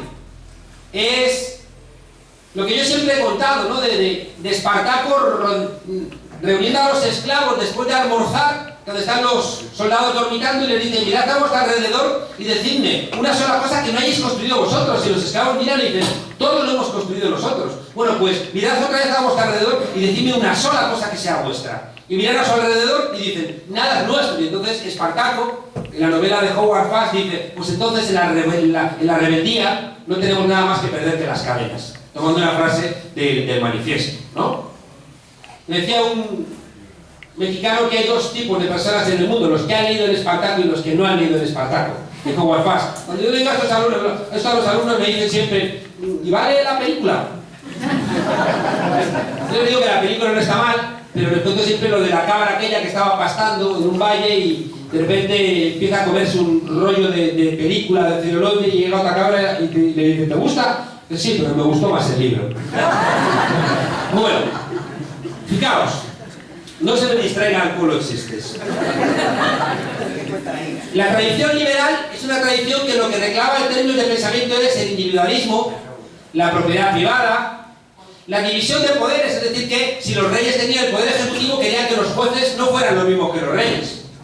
Y la burguesía como clase decía, si yo voy a pagar impuestos, quiero tener el poder legislativo para hacer la ley de presupuestos. Y todo el pensamiento liberal, eso que conocemos de los clásicos, de Locke, de Montesquieu, ¿no? Todos estos teóricos que eran burgueses, que pensaban en términos de burguesía, todo su pensamiento era reclamar a la monarquía absoluta algún tipo de garantías. Y son todos los derechos civiles que están en el título 1 de nuestra Constitución. La libertad de expresión, la libertad de reunión, la inviolabilidad del domicilio, de la correspondencia, de la habeas corpus, es decir, que si te detienen, te pasan a disposición judicial. Todos esos son inventos de la burguesía frente a la monarquía absoluta. Bien, ¿qué ocurre? Que los burgueses no incorporaban ni a las mujeres, ni a los pobres, ni a los campesinos, ni a los que no tenían renta, ni a los extranjeros en la condición de ciudadano. Ninguno. Fijaos que el liberalismo dice, el Parlamento representa a la nación. Y esa idea, fijaos que está en el artículo 67.2 de la Constitución, que se prohíbe el mandato imperativo. Es una cosa que cuando nace Podemos decimos, tenemos que ir contra esto. El artículo 67.2 de la Constitución dice que los ciudadanos de aquí, de Elche, según Trillo de Almería, no tenéis la posibilidad de mandatar a los diputados vuestros. No podéis mandatarles. Los nombráis diputados y hasta la siguiente no hay nada que hacer. Y uno se pregunta, ¿cómo es posible que la ciudadanía no puede mandatar al diputado? En cambio, el presidente del partido puede decir, tú vas en la lista, tú no vas en la lista. O fijaos, leímos el otro día que unos cuantos diputados socialistas que votaron en contra de la gestora les multaron. O sea que no tenemos los ciudadanos y ciudadanas mandato imperativo y los partidos sí, aquella es lo que no funciona. ¿Y sabéis qué es lo que no funciona? Que la teoría liberal, esa teoría liberal está en las constituciones. Cuando decían ellos, fijaos que esto es fácil de entender, que el Parlamento representaba a la nación. ¿Y sabéis por qué no nos deja nuestra Constitución que vosotros, los de Elche, mandatéis a los de Elche? Porque Elche no es importante. Lo importante es España. ¿Sabéis por qué? Porque para un liberal, un Estado nacional es un mercado nacional. Y por tanto la justificación era que tú no puedes mandatar al diputado porque hace falta construir una nación, porque lo que nos interesa es el mercado nacional. Y por eso todos los clásicos de la teoría liberal te dicen que el Parlamento representa a la nación. Y yo digo, joder, esto lo decían en 1776, cuando las mujeres no votabais. O sea, no votabais y el Parlamento representaba. Aquí hay algo que no encaja. Los pobres no votaban, pero les representaba a la nación. Los menores de 24 años no votaban, pero les representaba a la nación. Los trabajadores de fuera que estaban no votaban, pero les representaba a la nación. Aquí algo falla, ¿no? ¿Qué ocurrió? Que frente a esa teoría liberal, ¿sabéis qué surgió? La teoría democrática. Y la teoría democrática siempre que establecía no el individualismo, sino la soberanía popular. Que el pueblo, los que trabajan, los que construyen todo, eran los que tenían que mandar. ¿Y cuáles eran los dos principios de la teoría democrática? La libertad y la igualdad. Y la justicia. Pero la justicia y la igualdad. Porque la libertad dice, ¿para qué? ¿Qué hago yo con la libertad si no tengo ni para comer? ¿Qué quiero que os quedéis? Que es una idea muy importante. La teoría liberal y la teoría democrática han estado siempre peleadas. Siempre. Siempre. Salvo en el siglo XX, que empezaron a contaminarse. No os invito a leer a Cánovas del Castillo porque produce indigestión. Pero Cánovas del Castillo, que es el gran liberal español, la fundación del PP se llamaba Cánovas del Castillo. Después la llamaron FAES y supongo que ahora la llamarán otra vez. Cánovas del Castillo, ahora que se ha ido otra vez, andar. ¿Cómo será andar que le parece moderar el PP? ¿No? Matas poco. Matáis poco. Fijaos, que es muy importante que lo entendáis porque está en el corazón de cuando nació Podemos. Cánovas del Castillo estaba en contra del sufragio universal. Cánovas del Castillo es el que se inventa la idea de que España viene de los visigodos. Una idea que le va a comprar Pepe Bono cuando lleva a las cortes los retratos de los reyes visigodos y los coloca ahí. Yo pregunté y dije, ¿son malos? Me dijo, sí, estaban en el sótano del Museo del Prado, son malos. Tiene mal aspecto este rey visigodo, dice, no, es que está mal pintado. Entonces de repente están allí como reyes de España sin dasvinto. Bueno, los más mayores os sabéis los nombres de los reyes godos, ¿no? Claro, ¿cuál es la idea? Una gran mentira. España es eterna, España reside en los visigodos que eran católicos, y dicen, mentirosos, si eran arrianos. Si veían a un católico le prendían fuego. Pero la mentira es vincular a don Pelayo, ¿no? Con... Qué mentirosos son, macho, es que es una cosa... Vincular a Recaredo con don Pelayo para justificar que hay una España eterna que viene de los visigodos, ¿no? Y por eso Chintapinto es un rey de España, con dos narices. Y el Guadí es un moro de mierda. Y por tanto no está en el Parlamento, que me llamo Pepe Bono y no lo coloco. Ahora, es monárquica, porque también es eterna, es católica y es centralista. Esa idea de España, de este liberal que estaba en contra del sufragio universal, con una lógica muy aplastante. Decía Cánovas del Castillo, pero ¿cómo vamos a dar el voto a los pobres? Si los pobres son más que los ricos, si votan, nos joden. Pero otro que era más listo que él, Luis Napoleón Bonaparte, dice, te equivocas. Te equivocas porque vamos a darles el voto, van a estar contentos y nos van a votar a nosotros. Mirad, vengo contando en todos sitios que hace 4 días estuve con Dilma Rousseff en Sevilla.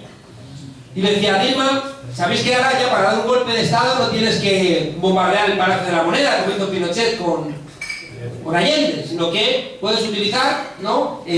Trucos parlamentarios para dar un golpe. Igual que tú no necesitas invadir, como hiciste con Polonia, para hacerte con el dinero de Grecia. Lo puedes hacer a través de las presiones financieras y quedas como más elegante, ¿no? Decía mi maestro Jesús Ibáñez que Dios, hablando de Nietzsche, de Dios ha muerto, decía, Dios es más peligroso muerto que vivo, porque vivo por lo menos se debe venir. Y a veces el fascismo es más peligroso muerto que vivo, ¿no? Porque claro, cuando hacen como los nazis, que le prenden fuego al Reichstag, dices, lo veo. Veo luces. Claro, si te da un golpe de Estado, como el de Dilma Rousseff, no lo ves nada. Y yo le decía a Dilma, fijaos que esto es esencial de la discusión de Vistalegre. Le decía a Dilma, habéis hecho en una una cosa espectacular. Habéis sacado a 32 millones de la pobreza. Pero te han dado un golpe y esos 32 millones no han salido a la calle a frenar el golpe. ¿Por qué? Porque habéis hecho 32 millones de consumidores, no 32 millones de ciudadanos. Y eso creo que es esencial. ¿Sabéis por qué? Por algo que estaba planteando Sandra. ¿Qué es eso de que vengan los que faltan? ¿Quiénes son los que faltan? Los que faltan son gente que a lo mejor después, cuando les necesitas, no van a mover ni un solo dedo para salvar la democracia. Creo que ahí sería un profundo error. Y Dilma me reconocía que algo había fallado. Y yo le decía, qué pena que nadie escarmiente en cabeza ajena. Porque aquí, en los años 30 y en los años 40, se sacó en Europa a unos proletarios que vivían en condiciones de las novelas de Charles Dickens. Vivían en condiciones de insalubridad, en condiciones terribles, jornadas de 16 horas. Hay un cuadro terrible de Marx en la campiña, trabajando por la noche a la luz de las velas. Los sacaron los laboristas, a los trabajadores de su condición proletaria, golpeada, y los hicieron clases medias. Y 30 años después, 30 años, que no es nada, votaron a Margaret Thatcher. Votaron a sus verdugos. Por tanto, fijaos, no se trata simplemente de que agarres lo que hay y lo intentes representar. Es mentira. Tienes que aprovechar lo que existe para contarles, confiando en la capacidad del ser humano de tener empatía y de tener sensibilidad con la suerte de los demás. Aprovechar la oportunidad que te dé la situación política para decirles, oye, cuando te iba bien, había mucha gente que le iba mal, y el sistema tal cual se va desarrollando, aunque te fuera bien, la cosa no iba bien para el conjunto. Y ahora que a ti también te va mal, ¿por qué no pensamos entre todos cómo podemos solventar esta situación? Os decía que necesitamos un marco teórico que es el que nos llevó a nosotros a arrancar en Podemos. Y es que nos dimos cuenta, fijaos, que a lo largo del siglo XX la tradición liberal se fue haciendo democrática. Y asumieron el sufragio universal, y asumieron la redistribución de la renta, y asumieron la jornada laboral de 12 horas, luego de 10, luego de 8, con muchas luchas, Nunca la tradición liberal se ha hecho democrática, nunca nadie se ha levantado y ha dicho, he dormido que te cagas, voy a hacer la jornada laboral de 8 horas, ¿no? Nunca es así.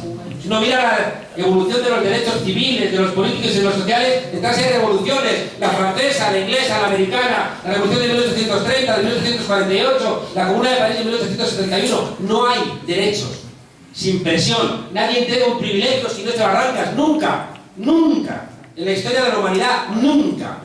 Y a fuerza de esa presión democrática, el liberalismo se fue haciendo democrático. Y fijaos, también aprendimos en el camino, porque la tradición democrática también fue entendiendo que había cometido errores. Por ejemplo, la división de poderes no es una cuestión de la burguesía. La división de poderes es algo que nos interesa a todos. Ojalá hubiera habido división de poderes durante el franquismo o durante las dictaduras. Por tanto, fijaos, esta fusión de liberalismo y democracia generó las democracias liberales, que son las que hemos tenido en Europa. Clave de todo lo que se ha dicho hasta ahora, que os pido que lo reflexionéis, que es el corazón del nacimiento de Podemos. Cada vez que hay crisis económica, a finales del siglo XIX, en el crack del 29, en la crisis de 1873, y ahora, cada vez que hay crisis económica, el liberalismo se despoja de la tradición democrática, invariablemente. ¿Por qué? Porque la tradición liberal, que es la tradición de los empresarios, de los banqueros, de los terratenientes, de los latifundistas, cuando tienen que recuperar la tasa de beneficio en un momento de crisis, ¿de dónde van a sacar el dinero? Pues de las espaldas de los más humildes y de las clases medias. ¿Y qué ocurre en ese momento? Y tomad nota porque es bien importante. Cada vez que se ocurre, el grueso de la ciudadanía se enfada con lo que existe. Sea a finales del siglo XIX o del XXIX, la gente dice, pero esto que hay, ¿qué ocurre? Estoy perdiendo derechos, trabajo y soy pobre, trabajo más horas, me suben los precios, mis hijos no tienen prosperidad, no hay ascenso social, y se enfadan siempre, invariablemente. Es lo que ha dicho Chema, que se llama el populismo. ¿Por qué se llama populismo? Porque de repente si hay, desde la Revolución Francesa, democracia representativa, ¿con qué te enfadas? Pues con lo que hay. Y dices, la representación es una basura, y la gente se enfada con lo que existe. En nuestro análisis nos dimos cuenta de que eso era así, y que estábamos en una nueva fase a partir de la crisis de 2008, donde la tradición liberal se iba a despojar de la tradición democrática. ¿Qué ocurría? Y fijaos qué importante es esto, ¿no? Siempre digo que si hubiéramos sido músicos, hubiéramos hecho una sinfonía. Éramos profesores de ciencia política, lo que hicimos fue analizar lo que pasaba en nuestro país. ¿Sabéis lo que hace el sistema cada vez que hay una crisis que necesitan regresar al liberalismo y cargarse la democracia? Hacen 4 cosas. La primera, intentar convencernos de que no hay alternativa. Y entonces empezar a bombardearnos con los académicos, con los medios de comunicación, con lo que haya en cada etapa histórica, para decirnos no hay alternativa. Si la gente no se traga el cuento, ¿sabéis cuál es el siguiente paso? Buscar un populista, es decir, alguien que responda al enfado de la gente, pero un populista de derechas.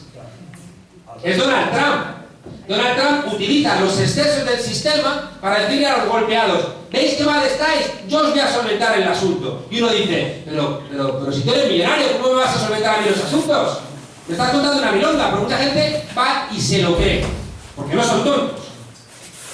El populismo de derechas se intentó en España, ¿recordad? El IBEX 35 dijo: Rosa Díez, no termina de despegar.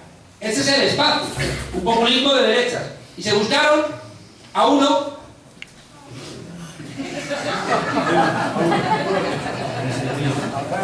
pero si hay que desnudarse, uno se desnuda. Si hay que hablar mal de los catalanes, hablo mal de los catalanes. Yo lo que hago, ¿no? Se buscaron al neo Adolfo Suárez, ¿no? A Rivera. Y Rivera, fijaos, era eso, un populista de derechas que agitaba los excesos del sistema, pero nunca cuestionaba el sistema. Nunca, nunca. Entonces era una gran trampa del sistema, pero inteligente. Alguien que... la gente está enfadada porque el liberalismo se está quitando de la democracia y por tanto ya no está asumiendo la redistribución de la renta y demás, y la gente se me enfada. Pues me busco uno que utilice el mismo discurso, pero sin variar, que es lo que hizo Hitler en los años 30, por la mañana agitaba a las masas diciendo: el tratado de Versalles os empobrece, y por la noche que hacía se reunía con los Thyssen, con los Krupp, con los grandes capitales. Si falla el populismo de derechas, que es lo que han hecho, por ejemplo, en Estados Unidos votando a Donald Trump, el tercer paso es las grandes coaliciones. Ese engaño que ya está en Cánovas de un partido de centro derecha y un partido de centro izquierda, un liberal y un conservador, de repente se juntan. Un presidente de un banco que dijo en España: no hagáis eso, no hagáis una gran coalición, porque si fracasáis, lo siguiente que vienen son estos de Podemos. Y por eso, fijaos, hemos sido un año durísimo, un año con unas presiones brutales. Hemos sufrido todo tipo de amenazas, de presiones, de persecuciones para que cediéramos, intentando quebrarnos, dividirnos, intentando buscar huecos por donde colarse, porque sabían que si ocurría lo que ha ocurrido, una suerte de gran coalición, si fracasan y van a fracasar, la alternativa para gobernar España somos nosotros. Y ahora,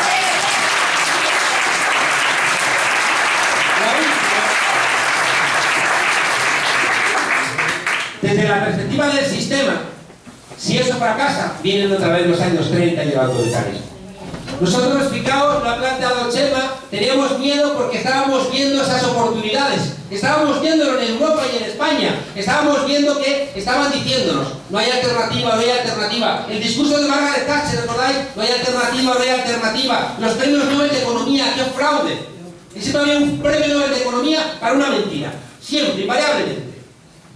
Vimos también que iban a generarse los Trump. Llevamos 20 años diciendo: se nos va a llenar el mundo de Donald Trump, se nos va a llenar. Y se nos va a llenar el mundo de extremas derechas. Lo estábamos viendo. Y por tanto dijimos: cuidado, porque la otra es una gran coalición que normalice, como decía también Chema. Pero normaliza, ¿qué significa? Significa que perdamos derechos y que nos digan que es que la cosa es así. Y cuidado, hace 5 años veíamos a alguien mirar en los tubos de basura y nos estremecíamos. Y hoy vemos a alguien mirar en los tubos de basura y ya nos da lo mismo. Eso se llama normalizar la situación. Y hace 10 años ser mileurista era un insulto. Y hoy ser mileurista parece que eres, vamos, que pilotas. Que pilotas. Por eso creamos Podemos. Porque dijimos: tenemos que irrumpir. Nos ayudaba algo muy importante, que fue el 15M. El 15M, fijaos, hizo una lectura correcta. ¿Me quedan 5 minutos? Ups.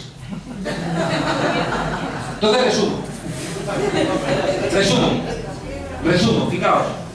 Nos dimos cuenta de que nos iban a normalizar, que expulsaban a los jóvenes de España, que asustaban a los viejos, que los paraban de larga duración no podían hacer nada. Y por tanto nosotros, leyendo bien lo que había planteado el 15M, salimos siendo desobedientes. ¿Quién era Pablo Iglesias? Era el zorro, que le hacía la ceca al virrey Grijoso. Y la gente de la tele veía a ese chico de la coleta y decía, ese chico está haciendo lo que yo querría hacer. Y de repente fuimos desobedientes y no teníamos miedo. Y empezamos a entender cosas para librarnos de los tramos de la extrema derecha de la gran coalición. No tenemos que pedirle ni un euro a los bancos. Tenemos que ser libres de cualquier tipo de presión. Y al mismo tiempo, fijaos algo que os pido por favor que lo reflexionéis. Solamente 3 veces en la historia de nuestro país, 3 veces, cuando menos en la historia reciente. En el siglo XIX es otra cosa. Pero desde el siglo XX y hasta la actualidad, solamente en 3 ocasiones ha ocurrido algo que es mágico. Algo que es contra natura, si me apuráis. Y es que los sectores populares y las clases medias se han juntado porque tenían objetivos políticos comunes. Ocurrió, fijaos, en la Segunda República. Las clases medias y los sectores populares se juntaron para echar al antiguo régimen. Y los dos encontraron en ese diálogo ventajas. Los dos crecieron. Los dos construyeron, fijaos, un país mucho más moderno, donde más gente, como se ensanchó, ¿no? La clase media se hizo mucho más solidaria. El golpe de Estado del 36 se acabó por eso. La segunda vez fue la transición, donde otra vez sectores populares y clases medias se encontraron para acabar con el franquismo. Ahí hubo un error. Y nosotros como politólogos lo sabemos. El error fue que el Partido Comunista, a partir de los pactos de la Moncloa, le dijo al pueblo, os tenéis que ir a vuestra casa y la calle tenéis que abandonarla. Y entonces el pueblo no le hizo caso. Y en el año 79, los pactos de la Moncloa son de 77, en el 79 es el año de mayor conflictividad laboral de la historia de España. El pueblo no escuchó al PC. ¿Sabéis qué hizo el pueblo? Votar no al Partido Socialista. Por tanto, los que plantean ahora sacar a la gente de la calle se equivocan, porque eso solamente va a servir para que la gente vote a los originales, es decir, que vote a los viejos partidos y no a las caricaturas. Por eso estamos en contra de abandonar la calle. Fijaos que... No aplaudéis, que no hay tiempo. Como decía que le aplaudís cuando llegue la revolución. Fijaos que la tercera vez que nos hemos encontrado clases medias y sectores populares ha sido en el 15. Clases medias, fijaos, venidas a menos. Clases medias de las de ahora. Que es lo que estábamos planteando hace un rato. Hay gente que gana 1.000 euros y se cree clase media y dice, pues a ti que te ha engañado. ¿A ti quién te ha engañado? Con 1.000 euros eres clase media. Hay gente que se lo cree, ¿no? Pero ¿qué ocurre? Que mucha gente empobrecida de repente empezó a darse cuenta de que las situaciones sociales eran injustas. Y aquí viene el corazón de lo que quería compartiros. Mirad, ponemos en marcha Podemos y había muchas veces que teníamos diferencias. Pero las diferencias las íbamos dejando, ¿por qué? Porque han sido 3 años de lógica electoral. Es como una caries y ahí ya voy al médico y claro, al final pierdes la muela. O tienes aquí un dolorcito y cuando quieres ir al médico pues tienes una hernia que te ha fastidiado. Mira, desde el comienzo, en Podemos teníamos diferencias. Yo he discutido, por ejemplo, con Íñigo, desde el comienzo, qué teníamos que hacer respecto del 15M. ¿Por qué? Porque él planteaba que aquí había que representar. Y yo decía que no. Por un lado, que el 15M no se podía representar, que era una cosa como muy plural. Y en segundo lugar, que era lo más relevante, en el 15M había mucha gente que no estaba en contra del sistema, sino que estaba en contra de los excesos del sistema. Había mucha gente que lo que le preocupaba no era la desigualdad de nuestra sociedad, sino la desigualdad personal que él o ella vivía. Y mi planteamiento era que esa gente, si no le dábamos herramientas para pensar la situación de otra manera, en cuanto mejorase su situación, iba a hacer como lo de Brasil o como lo que os decía de los laboristas ingleses. Iban a votar otra vez a sus verdugos. Y por tanto mi planteamiento era que la ventana de oportunidad que había abierto la crisis, teníamos que utilizarla para dar herramientas a la gente, confiando en la ciudadanía para que se diera cuenta de que había que pensar las cosas de otra manera. Que no se trataba de recuperar el nivel de vida que había antes de 2008, porque eso ya no va a volver sin más. Por el cambio climático, por las migraciones, por la robotización de la economía, por el envejecimiento de la población, porque tenemos que replantear nuestras sociedades. Y que por tanto, esa idea de yo vengo y te represento, a mí me sonaba vieja política. Le decía 1000 veces a Íñigo, es que corremos el riesgo de quitar a los políticos y ponernos nosotros, pero para hacer prácticamente lo mismo. Si no planteamos realmente cambios profundos, no vamos a ningún lado. Y por eso, fijaos, cuando Pablo construyó su ejecutiva, y claro que Pablo construyó su ejecutiva, hay una cosa que yo no entiendo ahora. Hay gente que está diciendo, de los documentos de Rejón, de Tania Sánchez y de Sergio Pascual, están diciendo, no, es que Pablo Iglesias no tiene que escoger a su equipo. Y uno dice, pero entonces, ¿cómo vas a gobernar si tú no puedes tener el equipo con el cual confiar? Es como cuando decían, no, es que da igual los contenidos políticos, Pablo tiene que dirigir igual. Y Pablo, que es honesto, dice, pero ¿cómo voy a dirigir yo una formación política con unos documentos políticos que no son los míos? ¿Qué estás diciendo? ¿Que soy un florero? ¿Que soy una buena cara para presentarme a las elecciones y luego la política que hagan otros? Para mí, o sea, conmigo no contéis para eso. Porque Pablo creo que es una persona bastante honesta al respecto. Bueno, pues Pablo cuando me llama y me dice, Juan Carlos, ¿tú qué quieres hacer en la ejecutiva? Dije, que escojan todos los demás y luego escojo yo. ¿Y qué me encontré? Lo que yo suponía. Hubo una cierta discusión interna, todos querían... Hay dos secretarías que eran iguales, la de Errejón, que se llamaba Secretaría Política, y la de Carolina Descansa de Análisis Político. ¿Por qué? Porque adjetivarlo como político parece que te daba más. Parece que vas a ser tú el número 2 y hay una pelea quién era el número 2. Yo dije, Pablo, yo quiero ser de política. Como riendo, ¿no? Y le dije, Pablo, ¿te das cuenta de que no hay nadie en programa? Nadie en programa. Cuando mi planteamiento era, tenemos que coger a la gente que está enfadada con el sistema y darle programa, porque si no va a venir Rivera o quien sea a hacer la misma crítica, no proponer alternativas y le van a votar populismo de derechas. Y nosotros no somos populistas de derechas. Por tanto, fijaos, mi planteamiento desde el comienzo era que había que inyectar también doctrina, que había que inyectar pensamiento, que había que discutir. Y por eso, fijaos, plantea Pablo, quiero ser secretario del programa y proceso constituyente, porque la única manera de que la gente entienda lo que está pasando tiene que ser a través de una discusión política. ¿Qué discutimos en Vistalegre 2? Estas cosas. En Vistalegre 2, fijaos, discutimos cosas que no hemos discutido durante esos 3 años. Y hay dos que, en la discusión interna, Pablo dijo que queremos que la sometéis vosotros. Una es la unidad.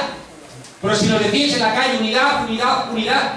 Y resulta que, como había gente en la ejecutiva que decía, no queremos pactar electoralmente con Izquierda Unida. Pese a que en la calle nos decía, joder, id juntos, ¿por qué vais separados? Es una locura, con el 30%, Rajoy mayoría absoluta, por ir separados. ¿Estáis locos o qué? Y para solventar la duda, preguntamos a los inscritos y dijisteis, juntos. Bueno, pues el documento de Rejón, Pascual y Tania Sánchez dice que hay que revisar esa situación. Ahí tenemos ya un elemento de diferenciación real. Segundo elemento, desde el comienzo, cuando yo estaba en la ejecutiva, hubo una discusión sobre si había que dar o no el gobierno a Susana Díaz. ¿Por qué? ¿Porque Rejón es más de derechas que yo? No. Porque Rejón decía, tenemos que ganar solvencia institucional. Nos ven como gente muy radical. Vamos a darle el gobierno a Susana Díaz y así la gente va a decir, mira cómo los chicos. Y yo le decía, Íñigo, si hacemos eso estamos muertos. Que estamos muertos. ¿Cómo vamos a ir a las elecciones municipales después de darle el gobierno a Susana Díaz? Bueno, esa misma discusión idéntica se repitió con el gobierno de Pedro Sánchez con el programa de Ciudadanos. Idéntica. No es que nos ven muy escorados, es que damos miedo. Decíamos, pero ¿qué te crees? ¿Que vamos a dejar de dar miedo regalándoles el gobierno? ¿Qué es lo que están buscando? Están buscando hacer la misma política y que en vez de cubrir ellos dos la responsabilidad PSOE-PP, que la gente decía el 15M, PSOE-PP, la misma mierda es, yo siempre dije que no es verdad, no son la misma mierda, que hagan parecido, pero no son la misma mierda, porque los votantes y los militantes no son iguales. Entonces decíamos, es que darle el gobierno a Pedro Sánchez con el programa de Ciudadanos es que otra vez es pegarnos un tiro en el pie. Que digan los escritos votasteis, no. Bueno, pues el documento de Rejón, Tania y Pascual dice que hay que revisar eso. Insisto, no porque sean más de derechas que nosotros, sino porque creen que esa es la táctica. Y yo les digo, repetimos el error de la transición. Repetimos el error de la transición. Conclusión de todo esto, fijaos, hay diferencias tácticas, pero las diferencias tácticas se convierten también en estratégicas. Hay un planteamiento claro y evidente. No hay una discusión entre calle y instituciones, pero si nosotros salimos de la calle, salimos del 15M y dijimos, vamos a hacer un partido político, ¿qué demonios de discusión va a haber entre calle y parlamento? Si lo tenemos absolutamente claro, que las dos cosas se alimentan. Si un juez ha podido presentar ya por fin la dación en pago como una posibilidad legal, es porque la paz estaba en la calle, es que es así siempre. Es que siempre es así. Si no hay gente empujando, es lo que os decía antes, no hay ni un solo derecho en la historia de la humanidad que los privilegiados lo hayan cedido gratuitamente. Siempre ha sido con presión popular. ¿A quién le interesa que no haya presión popular? A Podemos no. El corazón de Podemos es la presión popular. Y si estamos en el Parlamento es para responder a las necesidades del pueblo. Ahora sí podéis aplaudir.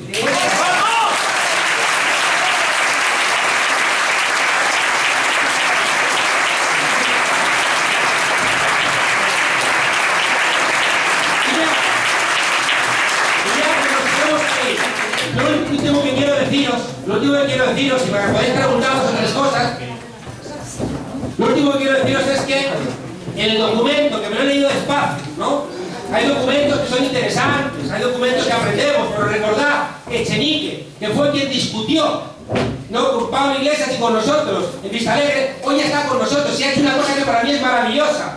Ha recuperado la idea que sabéis que para mí es más cara, que es que los círculos tienen que ser el corazón de esta organización política, los círculos como el corazón de Podemos, y recuperar el municipalismo como el corazón de esta organización, y que implica que podáis tomar vuestras propias decisiones. Estoy cansado, y lo digo aquí igual que he dicho esta mañana en Valencia, estoy cansado de que Podemos esté desdibujado en Valencia, en el país valenciano. Quiero que recuperéis vuestra imagen, que estéis...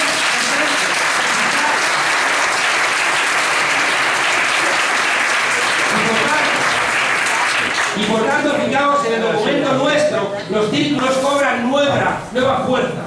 No queremos un partido que se sitúe, como dice Rafa Mayoral, en la esquina institucional del tablero. Yo he leído el documento de Rejón, Tania y Pascual, y ¿sabéis qué dice? Dice, quiero un secretario general sin dientes.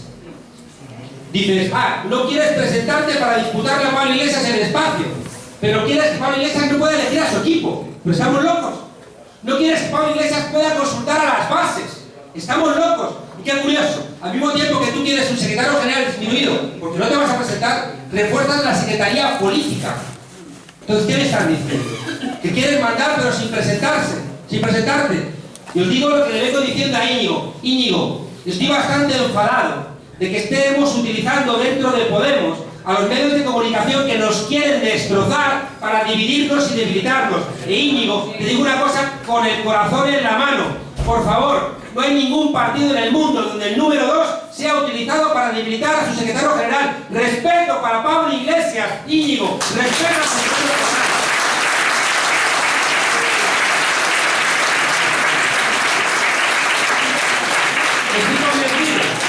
Estoy convencido de que después de Vistalegre se terminan los problemas. Ahora hay una ventana abierta de discusión y siempre es así en las primarias. Estas discusiones son así, tenemos que tenerlas. Pero después de Vistalegre vamos a recuperar todos aquello que nos convocó. Después de Vistalegre tenemos mucha tarea, nos está mirando el mundo. La alternativa es o los Trump o la extrema derecha, las grandes coaliciones, y lo único que en 3 años ha emocionado al mundo se llama Podemos. Y creo que quien nos ha traído hasta aquí, si uno mira lo que ha pasado en esos 3 años, hay una persona que lo ha representado, los 5 millones de votos, las confluencias, la posibilidad de situar la idea de la plurinacionalidad en todo el Estado, el respeto que nos tienen. Esa persona se llama Pablo Iglesias. Y por tanto, fijaos, para después de Vistalegre, Pablo Iglesias, que creo que tiene que ganar, es el que va a permitir que todo esto que hemos empezado vaya a buen puerto con la ayuda de todos, incluido Íñigo, que hace mucha falta. Así que, por favor, a que gane Pablo Iglesias y a recuperar lo que hemos conseguido.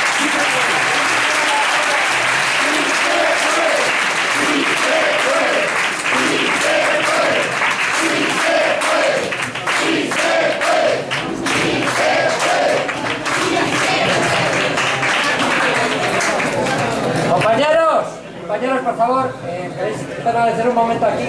Quiero salir un momento para anunciar una cosa con respecto a lo que estáis aquí en esta... A ver, por favor. Marche, por favor.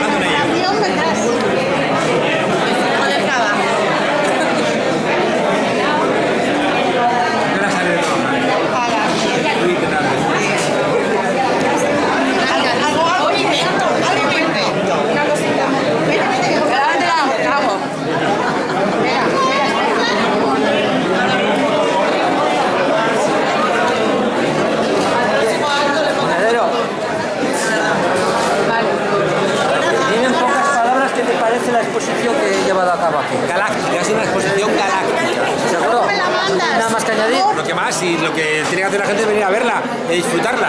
Bueno, así que adelante y enhorabuena. Bueno, ¿tú animarías a todos los compañeros a que vinieran aquí? Animo a que todo el mundo venga a esta sede a verla, claro. Para lo del camping. Vale, venga, estamos negociándolo. Chema, venga. Bueno, Una fotico ahí. sí, bueno, que estoy filmando.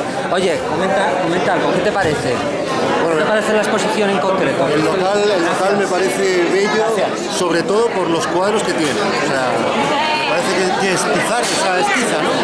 ¿Qué técnica es? Pastel con... Pastel. Pastel perdón. con técnica mixta. Bueno, me parece maravilloso, hermano. Me parece maravilloso. Y lo que más me ha gustado, te lo voy a decir, todo me ha gustado. Pero los cosmonautas de ahí me han parecido, oye, inspiradores. Muy buenos. Muy buenos. Vale, venga. Muchas gracias. A vosotros. Oye, coméntame qué te ha parecido la exposición. Cuando has visto todos estos cuadros, ¿cuál ha sido tu primera impresión que te has llevado a cabo? De los cuadros. De todos los cuadros que están aquí expuestos. Pues mira, si quieres que te diga la verdad, no me puedo fijar de uno en uno, pero sí que es cierto Ya, que ahora dan, tienes tiempo para verlos. por eso, hacen un ambiente muy especial y me he sentido como en un sitio muy especial, algo diferente. Bueno, Ahora ¿tú no recomendarías a todos los compañeros de Podemos que vinieran, si pudieran, aunque ya no quede mucho tiempo, por decirlo de una manera, porque esto lo vamos a emitir en YouTube? Es más que nada para que vean un poco qué es lo que se mueve aquí, qué es lo que yo hago en este local en concreto, que he tenido la ocasión perfecta para poder difundir lo que es la Sci-Fi Elx 2017 aquí en el Casal Jaume I. Gracias a todos vosotros. Sandra, oye, comentadme una cosa, ¿qué os ha parecido la exposición que he llevado a cabo aquí en el Casal Jaume I? Estupenda, yo tenía un montón de ganas de verla. Bueno, ya lo sabes que me habías invitado a venir y aquí estoy viéndola. ¿Recomendarías a los compañeros de Compromís y a los de Podemos? A los de Compromís, a los de Podemos y a todos. Pues a todo el Bueno, mundo. a mí me Desde aquí llamó ya- animamos a todo el mundo a que venga a verla. Bueno, en pocas palabras, ¿cuál de todos estos cuadros os ha impresionado más? Si es que hay alguno en concreto. A mí el de Podemos me ha gustado mucho, claro. Ah, el de Podemos, o sea, tú le haces la pelota a Pablo Iglesias. No, eso no significa. El cuadro que más me ha gustado es ese, porque refleja mucho lo que son las personalidades que aparecen en él. Bueno, No significa lo digo de mucho. coña, lo digo de Ya. coña. Muchas gracias. Venga, vosotras. Bueno, esto, como podéis ver, es algo que no tiene sin precedentes. Bueno, voy a ver si puedo encontrar a Rita Bosago, que creo que se ha salido fuera. Un momento, yo creo que está ahí fuera. Vamos a verlo si está. ¿Está Rita Bosago por aquí? No ha salido. ¿Dónde está? Hay puerta trasera. ¿Hay puerta trasera? Digo, No. Vale. Ya.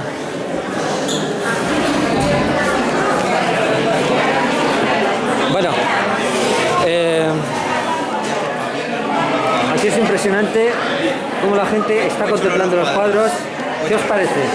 muy originales, muy paranormales. Paranormales no, vamos a ver, hablamos un poco de ciencia ficción. Exactamente. Pero sobre todo ciencia ficción soviética, también hablamos un poco de carrera espacial desde el ámbito, desde el punto de vista de la Unión Soviética, también hablamos un poco de ciencia ficción española, hispánica, o sea, es decir, hablamos de series como El Ministerio del Tiempo y novelas que no han sido llevadas ni adaptadas al cine y a la televisión. Sí, ahora vamos a ver todo. Vale, muchas gracias. Bueno, estoy buscando a Rita Bosago y me parece que no está por aquí. Voy a ver si la encuentro y quisiera, pues más que nada, que me dijera en pocas palabras qué le parece toda esta exposición que he llevado a cabo aquí en el Casal Jaume I. Adiós, David. Venga. Hasta luego. A ver, creo que... Ah, Rita.